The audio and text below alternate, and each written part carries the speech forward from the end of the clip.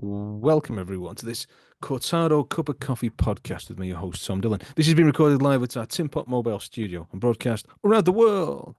Unusually today, we're joined by a special guest. I put a shout out for some people to come and speak to us for a little while. So we are recording this at a proper Saturday morning meeting, and I've got a few people who've agreed to kindly come and share from the Cuppa family. So we're going to do we'll put out a few of these over the next, we'll stagger these out over the next few weeks. You're welcome. The first person to have a chat with us is the lovely Elaine. Elaine Tsang, hello. Hi. How are you and what have you got for us? Well, Tom, you basically coerced me into talking today. I'm going to be talking about my first two property deals. Everyone in this call is a lot more experienced than I am, but I might be a tiny bit ahead of people who don't have any properties. So I might give a bit of insight into the whole property buying process for those people. So hopefully I can give a little bit of some tips and tricks on what to look out for when you are doing, on the first kind of few steps on your property journey.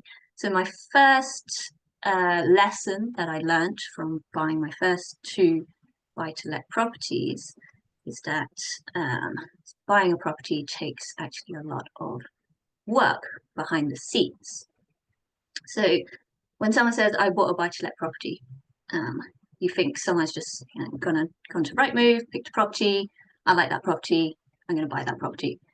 It's a lot of work behind the scenes. So what I wanted from my property is I have a full-time job. I work 40 hours a week, have two kids, I do all the school runs. I don't have much time outside of that. So I wanted a property where I can just buy it, it's ready to go, and I leave it to run itself. So I go to Rightmove, you do a heck of a lot of viewings. So you go, you view properties, something's wrong with it, I don't really like that. You go and do loads and loads of property viewings. And then from those viewings, you make offers on the ones that you like. You go and make loads of offers, get loads of rejections. That takes a lot of time too. And then you finally get one offer that is accepted. And then you've got the whole conveyancing process in which either party can pull out as well. So all of that, just to get to one property that you actually get to completion, takes a lot of work. So that was the first lesson that I learned.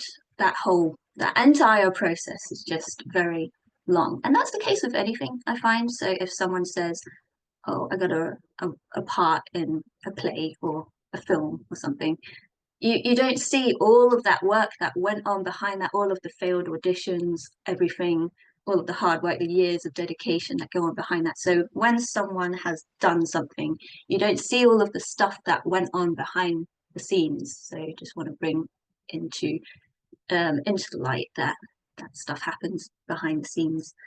The second thing that I learned was that things cost a lot more than you expect and take a lot more time than you expect, especially in property. So property stuff takes so long. I really like things getting done straight away. I'm like, go, do it. Oh man, I've had to really slow down for property. This stuff takes forever. Solicitors take so long, and then your priority is not other people's priority at all. So you're just gonna, even if you're chasing, stuff still takes so long. If you ever worked with solicitors or mortgage lenders, oh my gosh, just be prepared for that, basically. So my first property, it was a cash buy to let cash buy. And it still took 4.5 months. And I don't even know why. Second property, it was a mortgaged one, and that took 5.5 months, 6 months, something like that. So these ones take a long time. To go into the specifics, my first property cost 126,000. So all of us in property, we really like the numbers. So another bonus lesson that I learned, as long as the numbers stack up, that's kind of what the decision to buy that property should be based on. The numbers stack up. And the numbers are different for everyone. You need to figure out what your target number is. So 126,000, it was on the market for 120. Actually, we offered over the asking price, but they accepted our offer. I don't know, some people might be thinking, no, why are you offering over asking price? You should always go below. But we just found that the market was really hot. And for the offers that we were making below, just like, no, go away. So we got that one. And I'll tell you why later on that was a really good deal, even though we did buy it for over the asking price. So we bought it for 126,000 and we wanted to rent it out for 750. We got a letting agent and the letting agent said, let's put it on for 825. And we were like, okay, cool. And then we got 2 offers of 850 a month. So that property, it's in Wigan.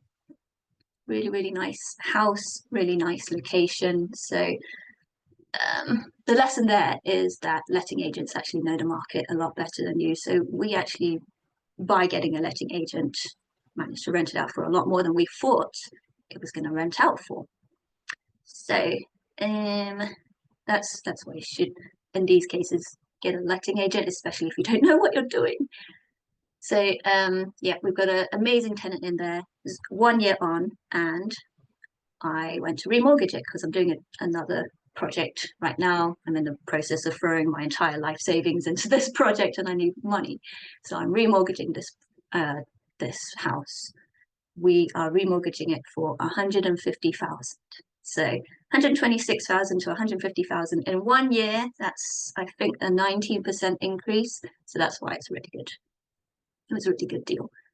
And we got a valuation back, and I have the mortgage offer. So that's absolutely, a mortgage valuer went round to the property, said, yes, it's worth 150. So it's not just me just saying it's worth 150. There's actually people backing me up. So that's really amazing. That was really good. It was a really good choice. Second one went the complete opposite way. I think I got a little bit cocky with the first one. So the second one I bought for 136,000. We didn't know that it needed a full rewire. We tried to get the electrical certificate, and then the electrician said the electrics are all mangled. They're really bad. You're going to need a full rewire. We ripped out all of the floorboards. He chased a load of stuff all over the walls, so the walls were all mangled, and then it cost 4K. So bit of a lesson there. I'm sure if there's a lesson somewhere floating around, do your due diligence. We probably should have done like a home survey or something on it. So it was empty for 2 months while we figured that out. Used the same letting agent.